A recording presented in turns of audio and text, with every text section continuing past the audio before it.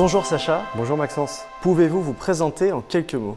Je suis Sacha Tikhomirov, le président des sociétés JPG et Bernard en France.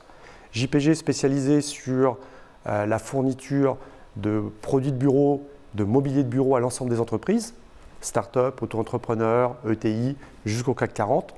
On fournit l'ensemble des services et des produits qui permettent d'aménager les espaces et de vivre dans les espaces de travail.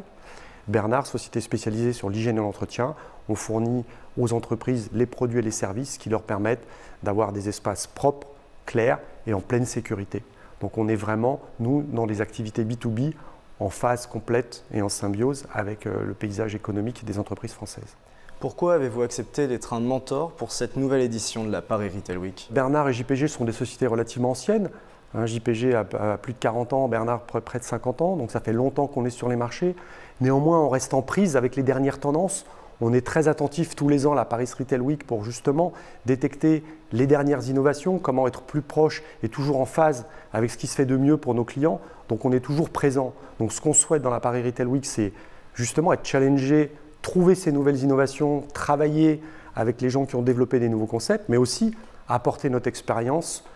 On a vécu des crises, on a connu les hauts et les bas de l'économie. Donc c'est dans cet échange, je pense, qu'on peut apporter et que je peux apporter en étant mentor à cette Paris Retail Week. Votre terrain de jeu, c'est le marketing B2B. Quels sont les enjeux et les tendances pour cette thématique en 2019? Alors on a deux grosses tendances lourdes. On est vraiment, nous, spécialisés dans le B2B. Sur le web, comment différencier B2B, B2C? Vous le savez tous, sur les différents moteurs de recherche, on peut aller sur des mots-clés, sur de la visibilité ou sur les autres sites. Toujours difficile d'identifier. C'est vraiment un enjeu clé. Les attentes de l'acheteur professionnel dans son cadre professionnel ne sont pas les mêmes que l'acheteur particulier quand il est chez lui.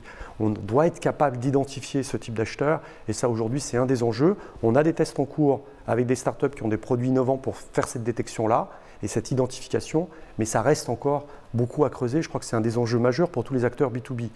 Le deuxième élément, c'est que quand on est un acheteur professionnel, on a vraiment deux grandes phases. Il y a une phase de réflexion qui est de comparaison professionnelle, un peu comme quand on fait à titre particulier, on va regarder sur différents sites les offres, mais là c'est forcément plus fouillé, il y a de la recherche téléphonique, il y a de la recherche sur des catalogues, sur des sites, donc il y a cette phase pendant laquelle il faut accompagner l'acheteur professionnel quand il se détermine, et ensuite il y a la transaction, et là il faut être super efficace et super précis, tout ce qui est transaction, installation, service après-vente, et ça c'est la particularité du monde professionnel. Merci Sacha. Merci Maxence.